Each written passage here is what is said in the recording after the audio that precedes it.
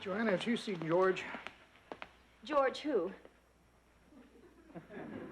Utley. Oh, George Utley. Well, have you? Who wants to know? Joanna, are you trying to tell me something? George is at the airport picking up my Aunt Louise. Aunt Louise, the psychopath? She's not a psychopath. She's just whimsical. Right. And she whimsically tried to blow up our wedding. You make so much out of a little bomb scare. I mean, that woman hates me. She doesn't hate you. She just felt that you weren't much of a bargain. Anyway, I thought if she came for a visit that I could prove to her that you are a bargain. Do you know that after 19 years, when I called her, she actually cried? Well, maybe one of her tear gas canisters went off in her face. Hi and ho, Dick and Joe. Hi, Michael. Stephanie. Have you two ever heard of a thing called a budget? Isn't that some sort of parakeet? No, Dick, that's a budgie. Yeah, I know. See, that was my funny answer. Yes, we've heard of a budget. Well, we hadn't until this morning. We were watching TV, and Darren thought that Samantha was spending too much money, so he put her on this budget. But Endora felt that Samantha should just twitch her nose and not worry about finances. So Endora and Darren had it out, and then she turned him into a hassock. Well, if a budget worked for a witch and her husband, I don't see why it wouldn't work for the two of you. And we have fewer expenses than Darren and Samantha. We pay $0 for rent. We live here free. We pay $0 for food. We eat here free. $0 for long-distance calls. We sneak in at night after you're asleep and use the phone for free. Then where does your money go? To buy clothes, of course. You don't expect us to wear yours. Michael, that horn. That's the unmistakable sound of a brand new Rolls-Royce Corniche. Leaping lap of luxury, it is. Oh, my God. Michael, you act like you've never seen a Rolls before. My parents buy a new one every 6 months. I'm the same way with underwear. It's not the coach, it's the coachmen. Larry, his brother Darryl, and his other brother Darryl.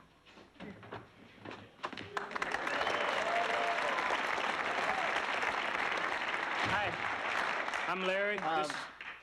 Michael has already announced you. We'll let this one go.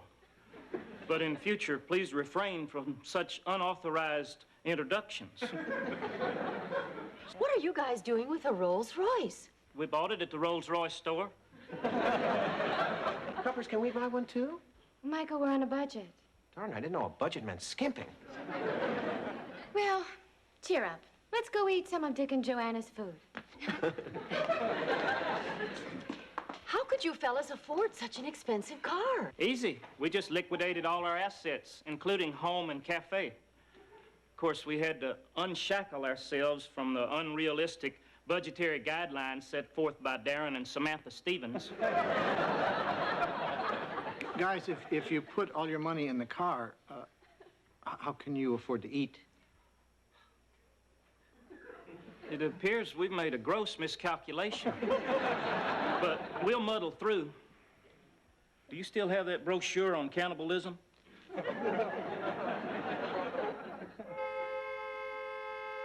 That sounds like our doorbell. Hope it's not another one of those Jehovah's Witnesses. I like your car, guys. Thanks. If we expire from malnutrition, it's yours. All right. George, where's Aunt Louise? She's probably waiting outside until that suitcase explodes.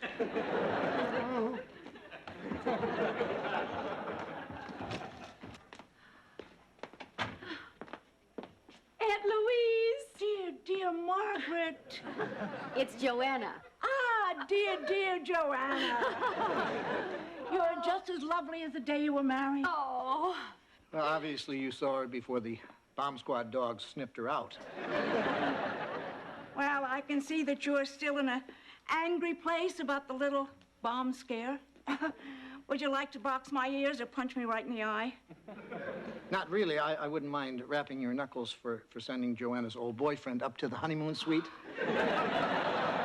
Brad Pettibone. I'd almost forgotten about him. Listen, I can't blame you for hating me and my pranks. I tell you what, go ahead. Take your best shot. Put the glasses back on, Aunt Louise. You want to hit me with my glasses on? Okay. Sounds a little sick to me, but go ahead. Aunt Louise, Dick is not going to hit you. Oh, listen, Dick. I didn't think you were going to forgive me right off the bat. When I did something to spoil your wedding, it was just because I didn't think you were much of a bargain. I wanted the very best for Joanna, and I mean, who in his right mind would have thought that was you? Geez, Louise, I think I'm touched. Oh, apologizing is so exhausting. I think I'll take a nap. I'll show you to your room. Oh, good. Feel free to pummel me while I'm sleeping. What happened to all that lobster you and Joanna were eating last night? We finished it. Gluttons.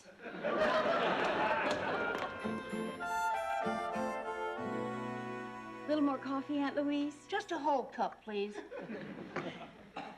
You know, I ran across one of your books last night while I was settling in. Old lampshades, more than just party hats. Yeah, that was my first and only pop-up book. Yes, when I opened it, the bejeebies out of me. You know, Joanna, you've got a very talented husband here. He's a writer, an innkeeper, and an international TV celebrity. Oh, I just host a little local show. Well, you can't be more than 70, and I'm sure you'll find your stride pretty soon. Listen, I just remembered. I bought you two a wedding present. George left it in the lobby. Listen, will you be here when I get back? How long will you be? 10 seconds. Yeah, we'll hang out. She really seems to like you now. Yeah, I feel a little guilty about having her hauled in for questioning after the wedding. Ah, good, you're still here.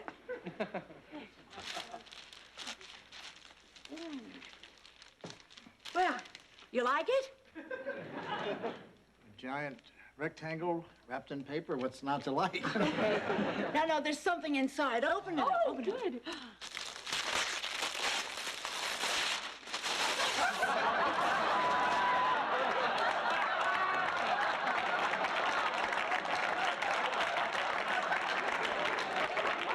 You recognize the couple?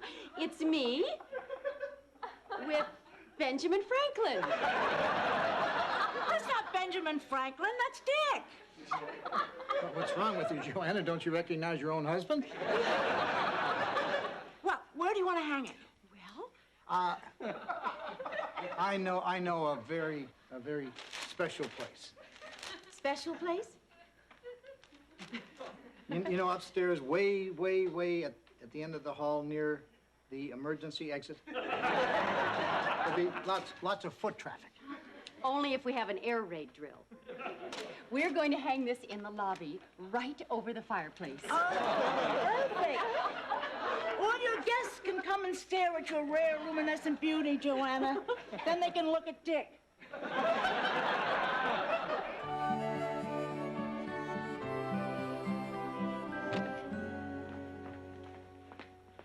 Hi, I'm Larry.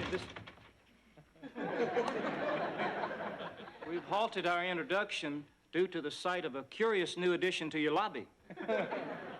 Yeah, Joanna's Aunt Louise painted it. The artist has truly captured the luminous quality of your flesh tones. Huh? I'll ask. Daryl wonders what you're doing with Angie Dickinson.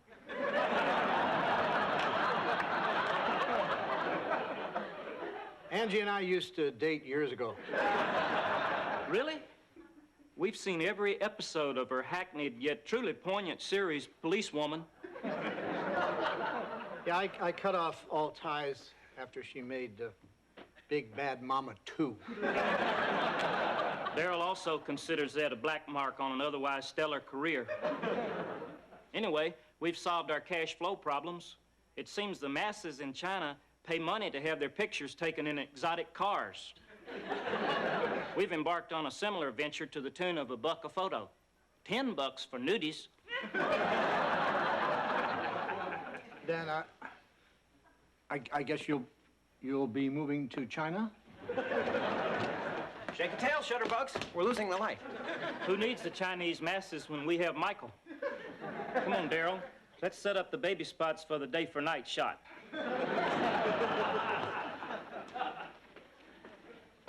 Take a peep at these Polaroids, Pop. Michael, is that you spread eagled on the hood in tiger print Speedos? It's as skimpy as I could get without popping for the $10. The baby oil gives me a rough and ready sheen, don't you think? Oh, definitely. Michael, are these sad cries for attention within your budget? If you don't tell Steph about these, I'll wash the Speedos and you can borrow them. Well, we're off to the airport. The car's all packed. Dick, I'm so glad we reconciled. Now I know you'll be there when they drop my body into the ground. And if I'm lucky, you'll be the first one to shovel dirt on my grave. Well, thanks for leaving me with such a lovely thought. Don't mention it. Bye now. See ya. So long. Toodles. Toodles.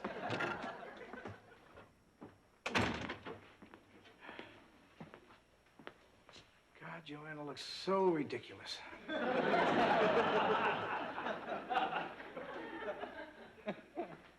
Seeing something that beautiful makes me know for sure there's a God. Not a benevolent one. It's wrong for me to covet that painting, isn't it? You like it? Well, who wouldn't? It's great art. I can tell because the eyes seem to follow you wherever you go. George, since you're such a connoisseur of fine art, would you like to own this? Oh, I don't know. Taking this masterpiece from the Stratford would be like taking the Mona Lisa from the Montpelier Museum. The Mona Lisa's in the Louvre. Well, right. I was thinking of the Venus de Milo. Of course. Well, if you like it, George, you can have it. Well, I couldn't take a wedding gift. What if I bought it? Oh, okay. What do you think it's worth? A masterpiece like that? $5? Sold. I have to tell you, I was prepared to go even higher, as high as $5.50. I wouldn't want you to dip into your retirement fund, George. Boy, this is going to look great next to my red skeleton clown plates. I could have sworn I left that book on the nightstand. George, what are you doing with that painting? Dick just sold it to me. For $5. Dick, how could you sell that painting? It was a gift to both of us. I know, but George really coveted this piece of art. Oh, I wish I'd never come back to find my copy of Ants Who Love Too Much. I'm gonna go take a nap. Well, what about your flight? How can I fly when my guts have been torn out of my body like my gallbladder was last October?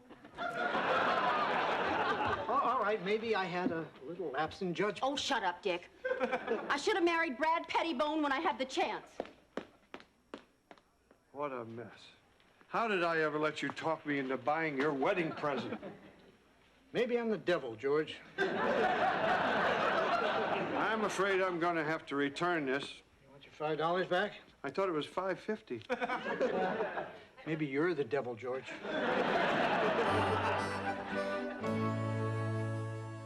Joanna, don't you think this silent treatment is a little immature? And selling my aunt's painting isn't? Oh, come on, you can't honestly say you like that thing. I love that thing. Jeez. What's that supposed to mean? Nothing, just... Jeez. Oh, fine. First you sell our wedding gift. Now you're insulting my taste. Jerk. What's that supposed to mean? Nothing, just jerk. Well, finish the formal wear shoot. Say, Dickbo, would you happen to have a gladiator outfit I can borrow? Darn, mine's in the shop. I'm having it buffed. Michael, don't you think you're wasting an awful lot of money on something so vain and frivolous? Are you guys talking about me again? About us. Michael, you have on evening wear. It's barely dusk. I know I usually wear my after six, but tonight I was feeling kind of... It's no use. I can't hide it from my muffin PI any longer. Here.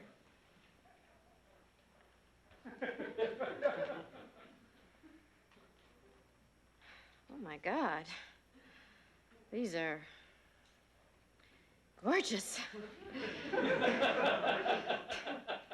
I've never seen you looking so sultry. LD&D took them. Only $1 a pop. What a steal.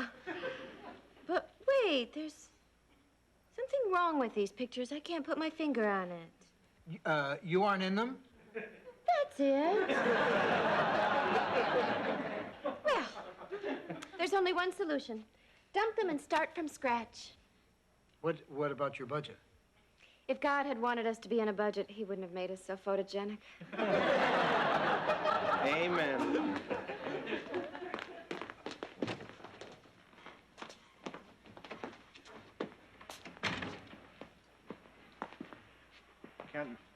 Can I help you? Thanks anyway, pal. I've already had my shoes shined today.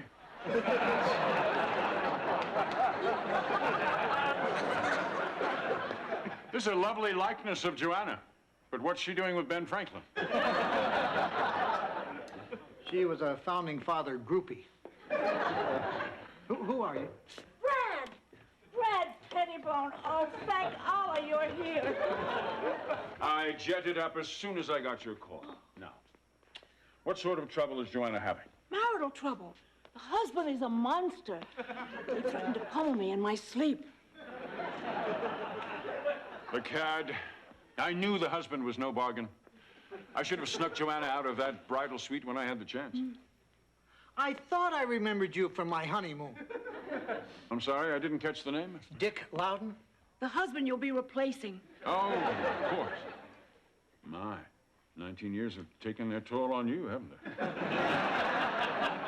I've been ill. I ate some bad scallops. Brad Pettibone? My God, Joanna. Every bit the vision you were on your wedding night. What are you doing here? Wacky Louise sent for him. She told me the sad, sad news of your marital breakup. So sorry. Well, despite what you've been told, my marriage to Dick isn't over. Yet. Let's not talk ugly. We're too beautiful for that. Let's talk about how your face becomes more breathtaking with every breath you take, with every move you make. You always could turn a phrase. And a stomach. Let's say we jet down to Palm Beach for a naughty weekend of sun, fun, and me. Shall we, Joanna? I'd love to, Brad, but I'm afraid I can't. Isn't she cute when she's playing hard to get? I taught her all that.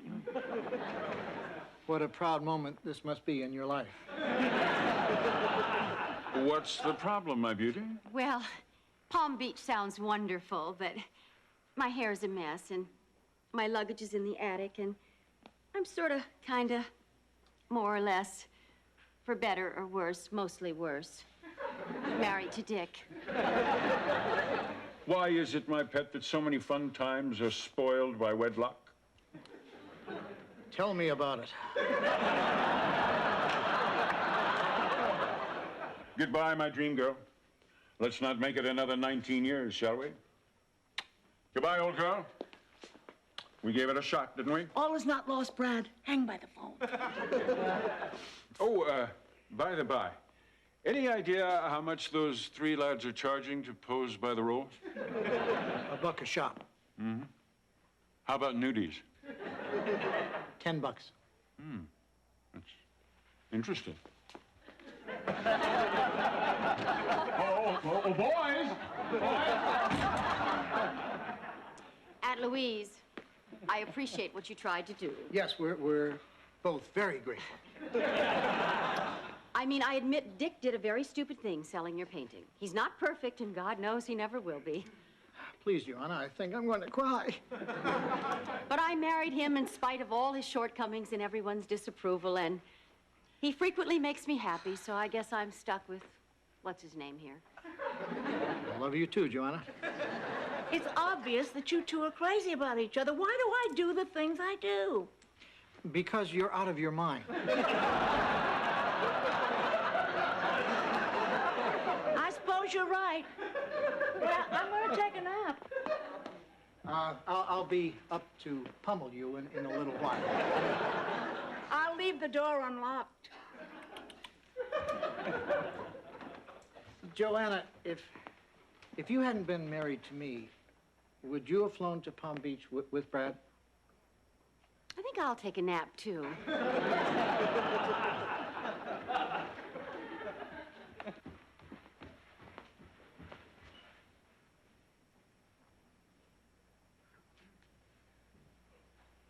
My God, George was right.